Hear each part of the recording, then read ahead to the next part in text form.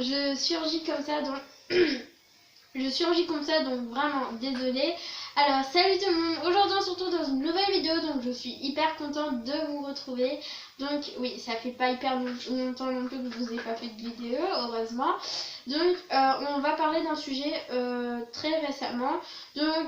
Et très récemment, c'était la rentrée. Donc beaucoup de personnes sont passées au collège, beaucoup de personnes sont passées au lycée, beaucoup de personnes sont passées en terminale, en 3e, 4e, 5e, 6e, etc. Donc vraiment bonne rentrée à toi. Donc je sais que la rentrée est déjà passée, mais bonne année scolaire. Donc je vais vous faire une petite explication de qu'est-ce qu'est le collège pour ceux qui ont passé au collège et qui veulent juste un petit renseignement. Et si tu regardes cette vidéo 1 an plus tard ou 2 années plus tard, ça t'aide quand même, j'espère pour toi. Donc c'est parti pour la vidéo, et je tiens à préciser qu'à la fin de vidéo il y aura une petite surprise. Donc je vais faire un petit unboxing, je vais dire ça comme ça, je vais faire une petite ouverture. Donc je vais juste déboucher quelque chose. Donc à la fin de la vidéo ce sera un petit bonus. Donc c'est parti pour la petite explication de qu'est-ce qu'est le collège. Donc on va commencer tout de suite avec les convénients et les inconvénients du collège. Donc déjà quand tu entres au collège, c'est énorme. Ton cœur il bat à 1000 à l'heure, tu es hyper stressé, tu te demandes mais comment ça va être. Bon en fait normalement moi le premier jour où j'étais au collège j'étais pas hyper stressée parce que il y avait quand même ma professeure principale avec moi. Donc tout le long de la journée normalement t'as pas directement cours, t'as une journée pour t'expliquer entièrement, et après le lendemain là t'as vraiment cours. Donc voilà, pour le premier jour ça se passe mollos quoi. Mais après les jours suivants, voyons. Donc moi j'ai eu mon carnet de liaison le premier jour. Ensuite on va parler directement des inconvénients et des convénients. Donc les inconvénients du collège. Alors déjà quand tu arrives au collège, tu te dis je vais en quelle salle et comment je fais. Donc voilà, tu es vraiment perdu. Donc pas le premier jour mais les jours suivants, parce que en plus les bâtiments ils sont énormes comme ça quoi. Tu as plein de bâtiments autour de toi. Les bâtiments ils sont hyper hauts, tu remontes, tu redescends, tu remontes, tu redescends les escaliers. À part si tu as des ascenseurs dans ton collège, mais ça m'étonnerait hyper beaucoup. Donc voilà. Donc après à la fin du cours tu es épuisé avec tous les escaliers que tu as fait. En plus tous les 20 minutes tu changes de cours, donc voilà. Après pas forcément obligé si tes cours c'est en bas d'étage.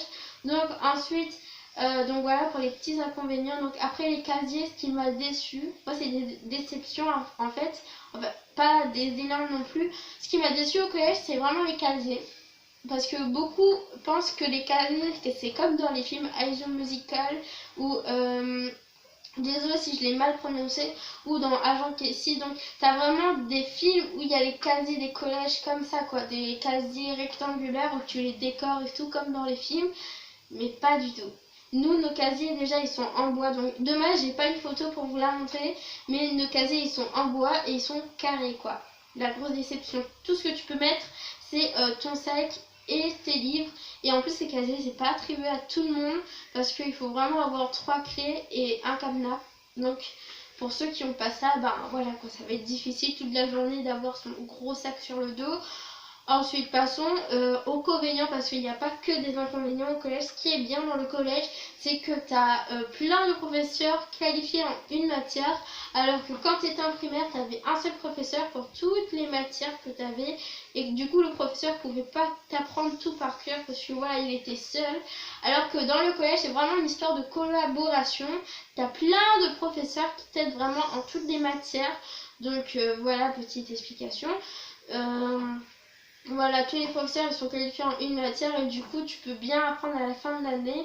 Ensuite tu as des langues vivantes, tu as des activités entre midi et 2. Donc ça c'est hors sujet, donc c'est vraiment si tu as envie de participer ou pas, c'est comme tu veux. Par exemple moi dans mon collège il y a des activités sportives, il y a du handball, il y a du basket, du foot, de la danse, de la piscine, de la lutte.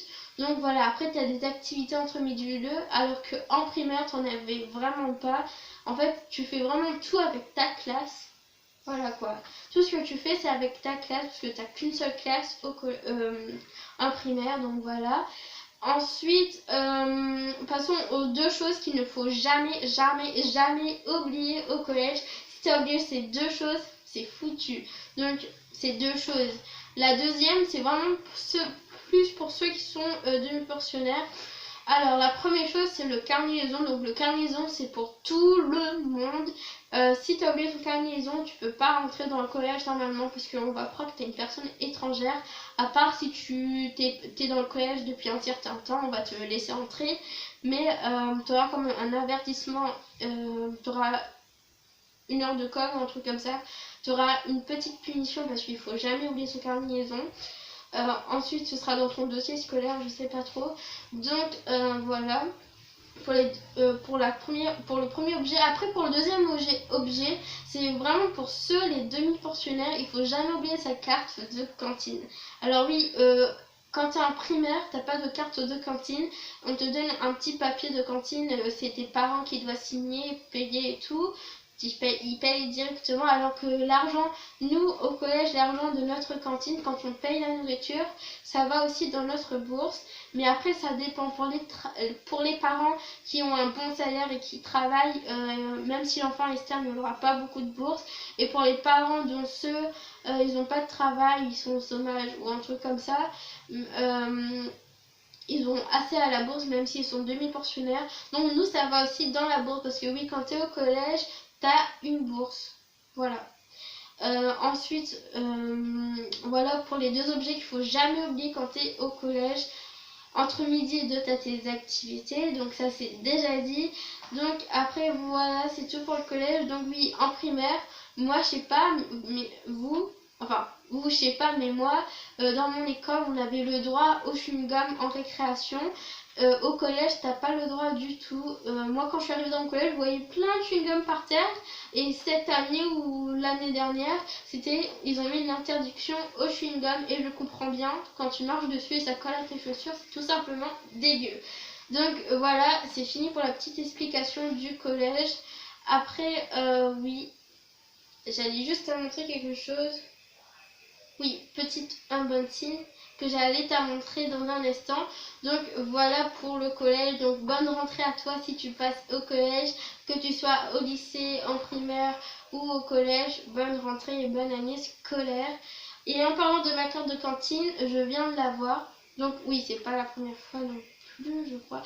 Donc voilà quoi, je viens de l'avoir, ma carte de cantine. La carte de cantine, normalement si tu es demi-pensionnaire, tu l'as quelques semaines après, le temps que le dossier de tous les élèves pour calculer et tout, pour ceux qui mangent et pas à la cantine, ça va prendre du temps. Du coup, la carte de cantine, tu l'auras quelques semaines après, mais tu l'auras, ne t'inquiète pas si tu ne l'as pas encore eu. Donc voilà, maintenant passons au petit bonus. Donc je vais ouvrir un petit...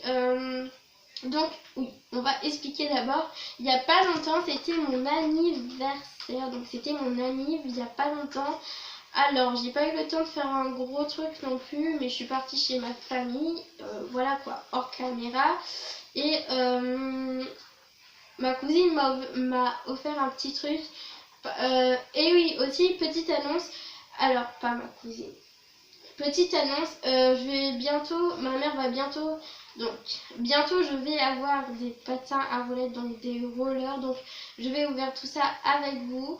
Alors, je vous conseille le site, je vous mettrai en barre d'infos, ça s'appelle In the Box et je vous ferai bientôt le petit unboxing, donc spoiler. Après, je vais vous faire un petit unboxing, donc j'ai déjà ouvert avant de pouvoir commencer parce que j'étais trop curieuse. Donc je viens d'avoir un power bank. Donc si ma tati regarde cette vidéo, merci à toi parce que j'en ai besoin pour les randonnées et pour sortir. Donc parce que moi mon téléphone il se décharge hyper vite. Donc pour ceux et celles qui savent pas c'est quoi un power bank, c'est juste une petite batterie que tu amènes partout avec toi. Et voilà, c'est une batterie transportable en gros. Donc je vais l'ouvrir avec toi. Enfin, je l'ai déjà ouvert. Donc déjà à l'intérieur, tu as le petit mode d'emploi de Power Bank. Après quand tu ouvres, voilà le Power Bank en question. Donc la boîte. Ah oui, j'avais oublié de vous la montrer. Derrière, il y a le plan pour te montrer quels sont les boutons du powerbank. Donc, tu as le petit câble chargeur avec pour charger le powerbank ou ton téléphone derrière, c'est pour les deux. Ensuite, tu as le powerbank en question.